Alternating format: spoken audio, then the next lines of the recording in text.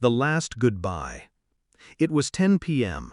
The ticking of the clock echoed in the silence of the room, each passing second reminding her of the weight of time. The door creaked open, and then came the familiar voice. "I'm home." Faraz had returned late once again. Excuses of office work, meetings, and projects had become his shield. Every night he came home with the same tired expression, but Samreen knew better. For months she had felt the change, the distance in his eyes, the coldness in his words, the absence of the love that once lived between them. Samreen had endured in silence. She kept telling herself it was just a phase. But a woman's heart can read the truth in a man's eyes. Those eyes no longer shone for her, they belonged to someone else. That night, Samreen decided enough was enough. As soon as Faraz removed his shoes and sat on the sofa, she softly said, "Faraz, we need to talk." He sighed with irritation. "Now? I've got work tomorrow. I'm tired." Tears welled in her eyes, but her voice was steady. "This is the conversation you've been avoiding for years. No more silence. I want the truth."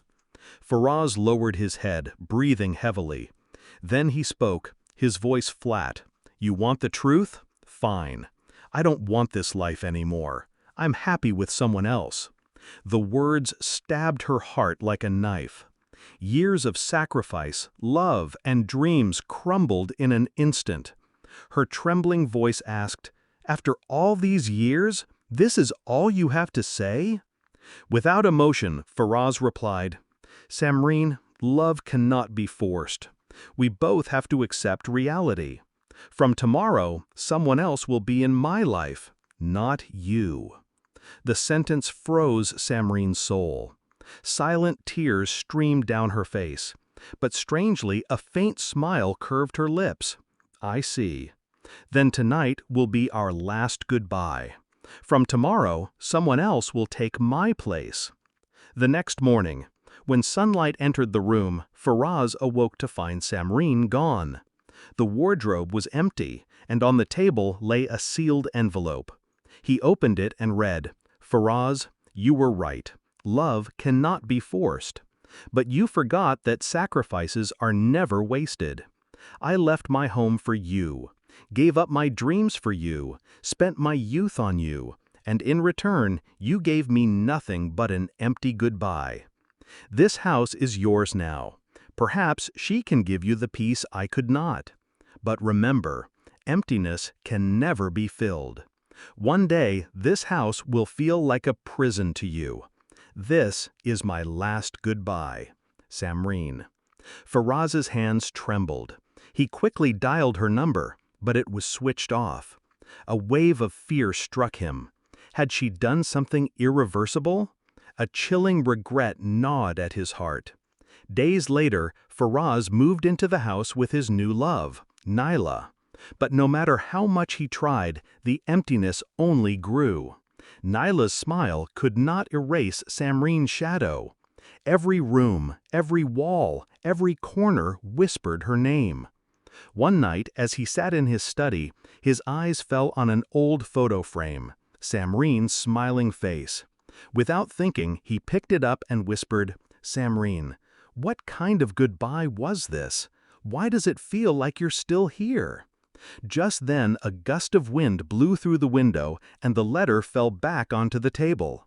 He read it again, and one line burned into his soul. Emptiness can never be filled. Faraz had everything: a new relationship, a fresh start, a new home. Yet the hollowness inside him only deepened. The more he tried to move on, the heavier the chains of the past became. Samreen's last goodbye became the one truth he could never escape. Faraz stared at the letter for the 100th time. The words kept echoing in his mind. Emptiness can never be filled. Days turned into weeks, and weeks into months, yet the emptiness only grew heavier.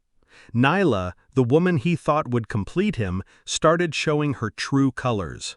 She was beautiful, yes, but her beauty came with demands.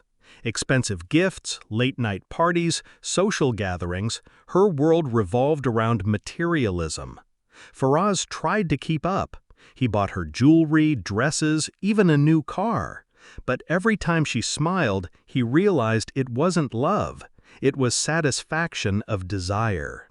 One night, while Nyla was out with her friends, Faraz sat alone in the study again. The silence of the house haunted him. Samreen's absence screamed louder than Nyla's presence.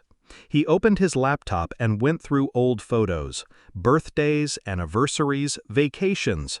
In every picture, Samreen's smile was pure, genuine, unselfish. For the first time, regret hit him like a storm. He whispered to himself, "Samreen, why did I let you go? Why didn't I see what I had?" A mysterious message. The next morning, Faraz's phone buzzed. It was an unknown number. The message read, "Some losses are permanent, but sometimes fate gives you one last chance." His heart skipped a beat. Could it be Samreen? Was she trying to reach him? He dialed back, but the number was switched off. From that moment, Faraz became restless. He started asking old friends about Samreen. Some said she had moved to another city. Others claimed she was working with an NGO, helping women who had been betrayed. The thought of her living a better, stronger life without him made his chest tighten. The encounter. One rainy evening, Faraz was driving home when he stopped at a traffic signal. Suddenly, his eyes froze. On the sidewalk, under an umbrella, stood Samreen. She looked different, more confident, graceful, independent. Her eyes no longer carried the pain he once caused. Instead, they carried a calm strength. Faraz rolled down the window and called out, "Samreen!"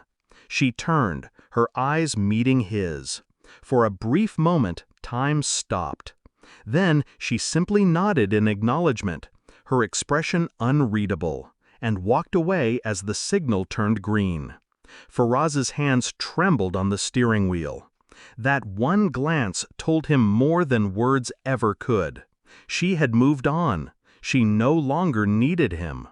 The fall of illusion. As weeks passed, Nyla's behavior worsened. She openly mocked him for living in the past. One evening she snapped, "Faraz, stop thinking about your pathetic ex-wife. You lost her because you weren't man enough to keep her. Now grow up." Those words cut deeper than any knife. Faraz realized he had destroyed his own happiness with his own hands. Nyla was never love. She was an escape, a distraction. The next morning, Faraz ended things with her. She didn't even resist. She simply took the car keys, some jewelry, and left without a backward glance. For her, it was always about what she could take, never about what she could give. The last attempt. Haunted by regret, Faraz searched for Samreen everywhere. Finally, he found out she was indeed working for an NGO, supporting women who had faced betrayal in marriage. He visited the center. When he entered, Samreen was addressing a group of women. She spoke with authority, her words strong yet compassionate. Betrayal is not the end of your story. It's the beginning of a new one. Never let someone's lies define your worth. Faraz stood at the back, tears welling in his eyes. This was not the broken woman he left behind. This was someone stronger, braver, untouchable. When the session ended, Samreen noticed him. For a moment, their eyes locked. She walked over calmly and said, "Why are you here, Faraz?" His voice cracked. "I came to say, I was wrong. I destroyed everything.